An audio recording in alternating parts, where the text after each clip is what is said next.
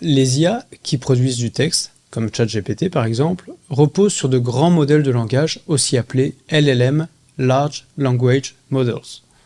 Dans cette activité, les apprenants vont réaliser une série de défis sur la plateforme VitaScience afin de comprendre plusieurs concepts clés liés au LLM.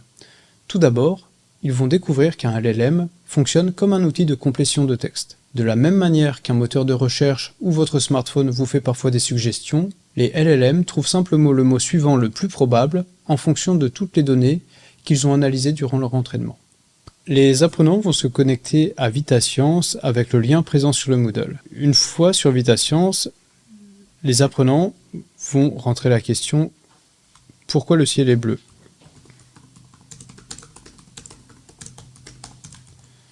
Et, comme précédent sur DocAI, envoyer leur question et observer la réponse. Ils vont devoir réaliser une série de différents défis, mais avec vous, je vais regarder un petit peu ensemble comment fonctionne cette plateforme. Tout d'abord, on se rend compte qu'à droite, on peut choisir le modèle. Ici, on a le modèle Mistral, par exemple. On voit qu'il y a aussi un curseur qui s'appelle aléatoire. Nous allons en reparler. On voit aussi qu'il y a marqué Tokens. On va en reparler également. La première chose que vous allez demander à vos apprenants, c'est peut-être pourquoi il y a des mots de différentes couleurs, à votre avis. Et en fait, en cliquant sur chaque mot, on va se rendre compte qu'il y a un pourcentage qui est inscrit sur le mot, une sorte de probabilité que ce mot soit à cet endroit. Par exemple, si je prends le mot bleu, je vois que le LLM avait estimé à 99,83% que c'était le mot le plus probable. En cliquant sur Token IDs, dans la colonne de droite, on voit que plein de nombres apparaissent à l'écran. En fait, les LLM découpent le texte en unités appelées tokens. Un token peut être un mot, une partie de mot, un signe de ponctuation ou un chiffre. Pour la machine, chaque token est représenté par un nombre. Ce sont les nombres qu'on voit à l'écran.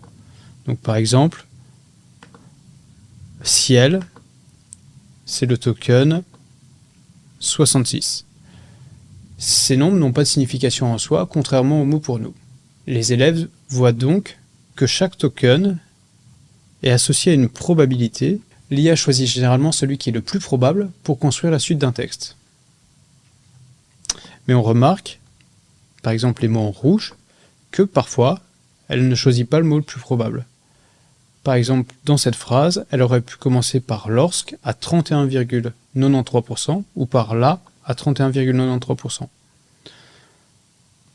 Sur la plateforme VitaScience, on peut par exemple imposer au LLM de reprendre le texte en utilisant un certain mot plutôt qu'un autre. Par exemple, le ciel apparaît bleu à cause d'un phénomène pourrait être changé en le ciel apparaît bleu en, et le LLM va recomposer sa réponse en fonction de la contrainte d'utiliser le mot en à cet emplacement. Si je clique sur le token qui correspond à D', je vois qu'il avait une probabilité de 50%. Mais je peux demander au LLM à cet emplacement de le remplacer par de à la place. Dans ce cas-là, j'ai une nouvelle réponse. Le LLM recompose sa réponse. Le ciel apparaît bleu à cause de la diffusion de la lumière du soleil, etc. etc.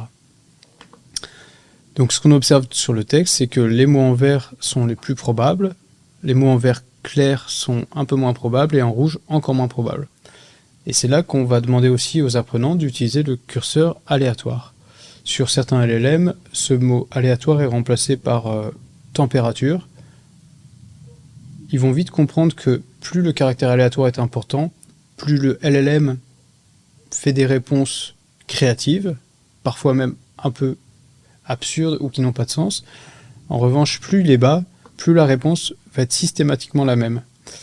On va reposer la question « Pourquoi le ciel est bleu ?» en baissant le caractère aléatoire à 1%, on a une réponse très simple où quasiment tous les mots sont en vert, c'est-à-dire qu'il y a peu de surprises. En revanche, si j'augmente le curseur à 70%, alors là on voit que le modèle commence à répondre n'importe quoi. En ajustant ce paramètre, on peut donc rendre l'IA plus précise ou plus créative. Enfin, en posant des questions comme « Combien y a-t-il de R dans le mot crocodile ?», ils constateront que l'IA peut se tromper. Si par exemple je demande « Combien y a-t-il de R dans crocodile ?» La réponse faite par le LLM est « Il y a 2 R dans crocodile ». On sait qu'il n'y en a qu'un seul, mais pour le LLM crocodile, c'est un ensemble de tokens, on peut les afficher à l'écran. C'est pas un seul mot, on voit qu'il y a le C, rock, Aude et il. Donc il y a 4 parties différentes. Et donc le LLM n'a pas une idée de ce qu'il y a dans chaque token, qu'il y a telle ou telle lettre dans le token. Bien sûr, ces modèles évoluent rapidement et certaines erreurs observées récemment ont pu être corrigées.